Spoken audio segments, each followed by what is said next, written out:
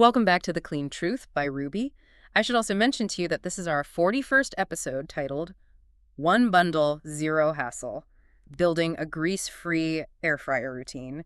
And right now, sitting on your kitchen counter is probably a machine you absolutely love. Oh, yeah. We all love them. Right. You probably use it every single day, but inside, if we're, being completely honest with ourselves, it is quietly building this layer of basically impenetrable plastic out of your old bacon fat and leftover garlic pizza. It is the dark secret of the modern kitchen. I mean, we buy these devices for their speed and convenience, Yeah. right? But we completely ignore the microscopic chemistry experiment that's happening in the basket every time we turn them on. It's the ultimate paradox of the air fryer. They are absolute culinary game changers. You get the appliance, you enter that honeymoon phase, and suddenly you are rendering down greasy bacon, crisping up wings, and, tossing in everything bagels just to see what happens. Because you can. Exactly. But because it cooks so fast, we treat it almost like a microwave. We just pull the food out, shut the drawer, and walk away. But keeping an air fryer clean shouldn't mean waiting until that food residue becomes this major, intimidating problem that ruins your weekend. The easier, smarter approach is creating a simple, consistent cleaning routine. Yeah, and to figure out exactly what that routine should look like, we're going to dive into some really rigorous testing from an article over at The Kitchen. A very brave writer over there. Truly. One of their writers spent a week and a half pushing her air fryer to the absolute limit. She cooked all those notoriously messy foods you just mentioned, and then systematically tested 5 different cleaning methods on the resulting messes. Which is so helpful. Right, so our mission for this deep dive today is to extract the findings from her chemical trials so you can, design a friction-free cleaning routine that actually fits into your life. And before we get into the exact chemicals she used, I want to frame this with an analogy for you.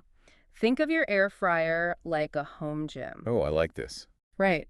When you first set up that stationary bike, it's an amazing tool. You feel great using it. But if you let the sweat and the grime build up on the handlebars day after day, week after week, It gets gross. it gets so gross. And eventually, you stop wanting to go near it. You look at the bike, feel this wave of disgust, and decide to sit on the couch instead. The stationary bike hasn't lost its utility. The lack of maintenance has just created this massive psychological barrier. That is a perfect parallel. You start actively avoiding the machine because the friction of dealing with the mess outweighs the reward of the meal. But to break down that psychological barrier, we actually have to start by breaking down the physical mess. We have to know what we're fighting. Exactly. We have to understand the science of what is happening inside that basket. Right, because it's not just a monolith of generic dirt. We're dealing with different materials entirely. When you slide that drawer open after a week of heavy cooking, what is the actual anatomy of the grime we're looking at? So it generally exists in 3 distinct layers. And the reason people fail at cleaning their air fryers is that they try to use one single method for all 3. Okay, so what's layer 1? The first layer is loose surface oil. This is the liquid fat that is literally just rendered out of your chicken wings. It is relatively fresh, still mostly liquid, and it hasn't chemically altered yet. Makes sense. Then the second layer is particulate matter, basically the physical crumbs from your pastries or the breading from a chicken nugget that have fallen into the grate. Okay, loose oil and crumbs. That sounds pretty manageable. You can basically wipe that out with a paper towel if you catch it early enough. But what's the third layer? Yeah, the third layer is the final boss. It is deeply cooked on, carbonized food, and polymerized oil. Polymerized. Yes. So when you leave loose liquid oil in an air fryer and then turn it on the next day to 400 degrees, you are subjecting that fat to intense circulating heat. At a molecular level, the heat causes the fatty acids in the oil to break their double bonds and cross-link with each other. They literally brine together to form a hard, plastic-like polymer. Oh, wow. Yeah, it's the exact same chemical process you use to season a cast iron skillet to make it non-stick.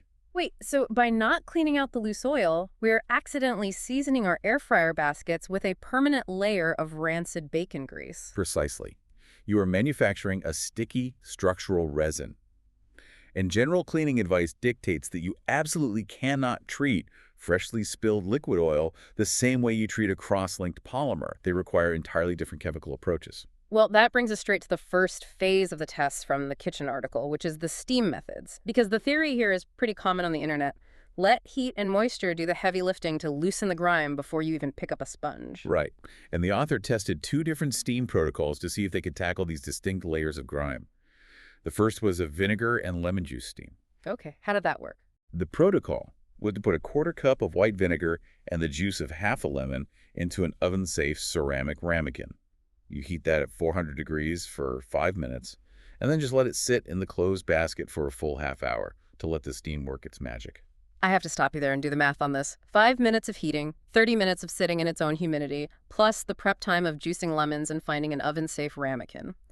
That took her, what, 42 minutes total? About that, yeah. Is a 42-minute steam really a cleaning method, or are we just giving our kitchen appliance an overly long, citrus-scented spa treatment? It's a completely fair critique, and it's honestly why it only earned a 3 out of 5 rating in her test.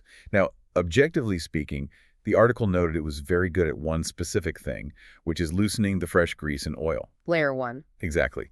And the lemon scent was incredibly effective at neutralizing heavy, lingering odors. Like if you just cook salmon, this knocks the smell right out.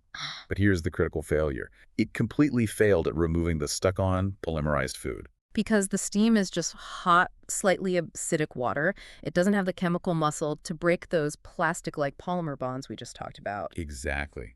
The acetic acid in vinegar is relatively weak. It might make the kitchen smell better, but it's not breaking down a seasoned resin. Now, contrast that lengthy spa treatment with the second steam method she tested, which was the Dawn dish soap steam. See, this one sounds much more practical for someone trying to clean up after dinner. It is entirely different in execution. You simply fill the basket with water, add a few drops of Dawn dish soap, turn the air fryer on for 2 minutes to generate heat, and then rinse it out. Oh, that's fast. Yeah, the whole process took 5 minutes total, and she rated this a 4 out of 5. It was surprisingly effective at cutting through the fresh grease without requiring any manual scrubbing. Just water, heat, and a few drops of dish soap outperform the 42-minute vinegar concoction. Why is that? Like, what is the dish soap doing that the acid isn't? It all comes down to surfactants. Dish soap is packed with surfactant molecules. You can think of a surfactant molecule like a microscopic tadpole. A tadpole. Okay, I'm with you. So the head of the molecule is hydrophilic, meaning it loves water. The tail is hydrophobic, meaning it hates water, but absolutely loves fat and grease. Ah, I see. When you introduce heat, these molecules move incredibly fast. The tails embed themselves into the loose oil, and the heads pull toward the water. It literally rips the oil off the surface of the basket and suspends it in the water so it can be poured down the drain. So it's essentially creating this molecular tug of war, and the water wins. Exactly. That gives us a really important takeaway for your daily routine. Short, soapy steams are excellent for quick, low-friction daily maintenance. They encapsulate that loose surface oil before it has a chance to undergo polymerization. You are preventing the plastic-like resin from ever forming in the first place. But, and this is a crucial distinction, even the heated surfactants aren't enough once the mistake has already been made. If it's already baked on, you mean? Right. If you are dealing with the baked-on remnants of yesterday's sticky pastries or, the burnt sesame seeds from an everything bagel that have totally fused to the grate, steam and soap will fail. Right, because at that point, you aren't fighting loose oil. You are fighting chemistry. When the organic matter is physically and chemically fused to the metal, we have to escalate. We have to move from this concept of daily maintenance to deeper periodic cleaning. And that takes us directly into the scrub and soak methods tested by the author. When you are dealing with carbonized organic matter, you need something that can break chemical bonds and provide actual physical lifting power. So what did she try first for the deep clean? The first deep clean approach she tried was a baking soda and lemon paste. The method was mixing 2 tablespoons of baking soda with lemon juice and a little hot water, pouring it into the basket and scrubbing it with a soft toothbrush. Okay, time-wise, how was that? Time-wise, this was great. It only took 3 minutes, but she only scored it a 3 out of 5. Wait, really? Why did it score so low if she was actually getting in there and physically scrubbing? Well, this is where we have to bust a massive internet cleaning myth. Let's look at the chemistry of what she just mixed. Baking soda is a fantastic, gentle, alkaline abrasive. It's got that grit. Yeah, it provides physical grit that is softer than the non-stick coating of your air fryer so it won't scratch it.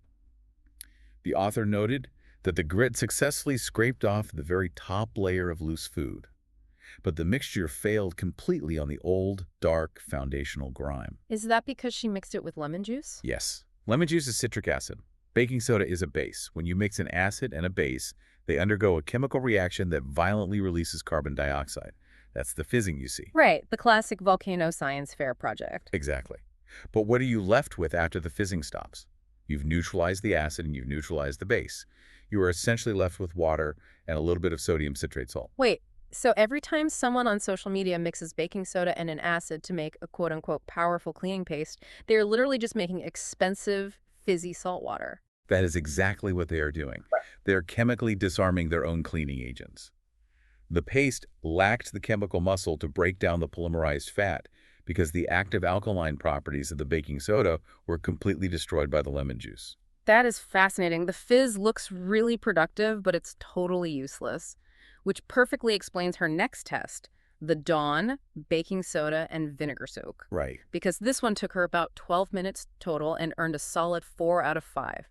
She scored a dish soak around the basket, added 2 tablespoons of baking soda, poured in hot water, and then added 2 tablespoons of white vinegar. And once again, she created that exact same neutralization reaction.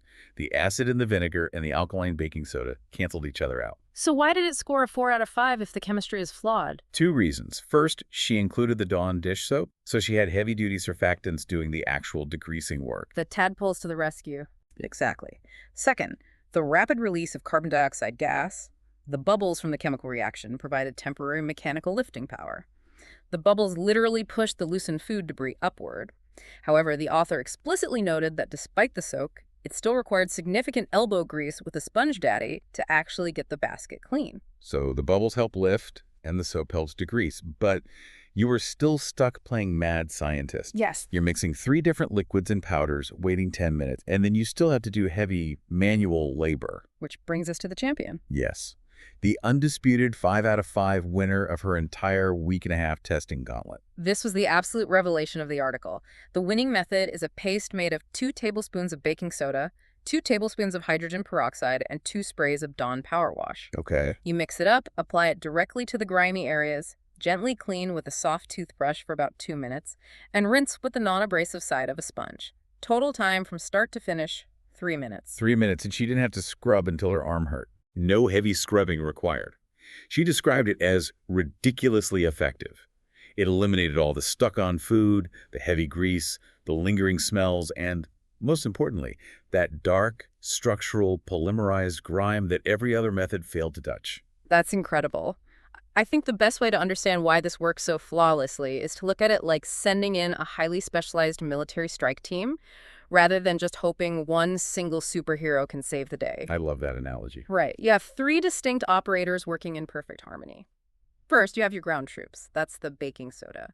But notice she didn't mix it with an acid this time, so it retains its high alkaline pH, acting as a chemical degreaser and a physical abrasive, safely lifting the dirt. Exactly. The baking soda is allowed to actually do its job. Then you have your aerial support, hydrogen peroxide.